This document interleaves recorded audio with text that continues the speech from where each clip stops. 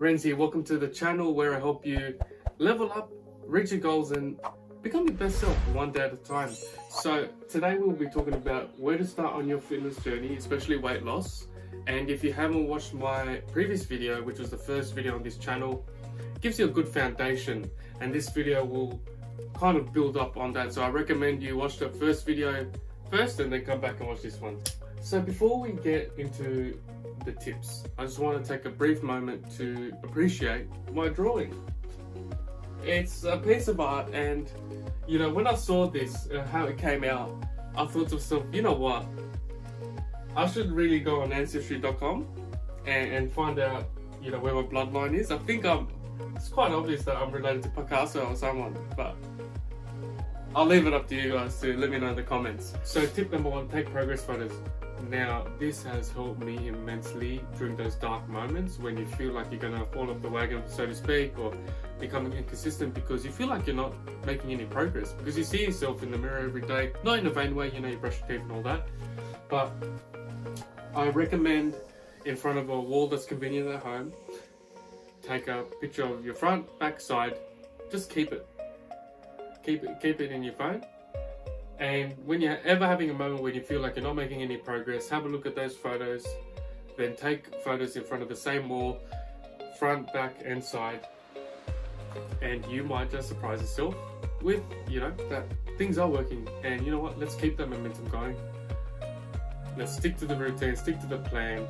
Tip number two is determine your calorie intake. Now, when you start a fitness routine, and this is what I tell all my clients, is you want to use your first week as like a feeling out stage.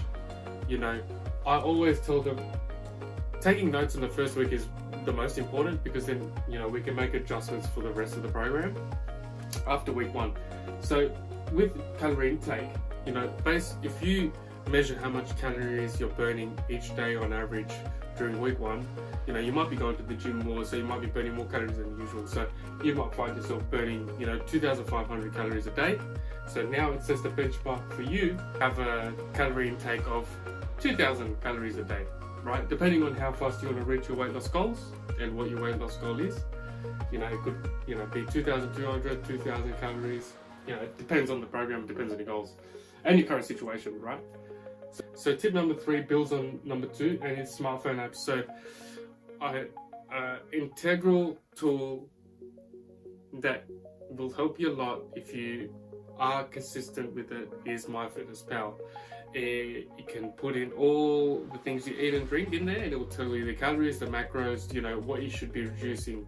You know, it's helped me. I've always had a salt issue. I'm a savory guy, and yeah, so I had to, like, when I used to eat Subway a lot, I go, oh, I can't have any more jalapenos. You know, that's just an example of, you know, what MyFitnessPal can do for you and keep you on track, right? Fitbit, I've got an Apple Watch in my case, and it has helped me immensely in terms of I work out every day in some sort of way, sometimes even twice a day, and it just allows me to see the numbers, right? And it, you know, especially when I go for walks, going for a walk on the bike is one of my most favorite things to do in the world, for many reasons. I won't get into it, but you know, I get to see all my numbers when I'm walking, and yeah, and it connects to MyFitnessPal. It's been a great investment, honestly. I think probably one of the best investments I've ever made for myself. And you know, you can also get things like a body weight scale, so you can measure your body weight, you know, weekly, fortnightly, monthly. It's always another indicator to help you see how you're progressing. And you can even go further, you know, get a NutriBullet and get all fancy. You can even get body fat scales or calipers, so it's up to you. But they're the main ones. And last tip is treat yourself. Improving yourself is an admirable act. It shouldn't be, you know, frowned upon. You should be proud of yourself and that you're trying to improve yourself. Treat yourself.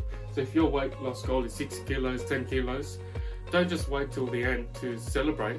Have a mini celebration. Treat yourself to an experience, whether it be skydiving or something fun. That would be fun. Don't know if you agree. Let me know in the comments if you agree with that or not. Whether you'd like to go skydiving, or what would you do to treat yourself? You know, so if your weight loss goal is 6 kilos or 10 kilos, you know, treat yourself every 2 kilos you've lost. No harm in it. just be smart about it. So I'll give you a tip on how to be smart about it. So, you know, if you want to go for a cheat meal on the weekend, I just lost 2 kilos now. MyFitnessPal is great, especially if you go to, you know, one of those popular restaurants. You know, put in MyFitnessPal, you know, okay, I'm going to have this meal.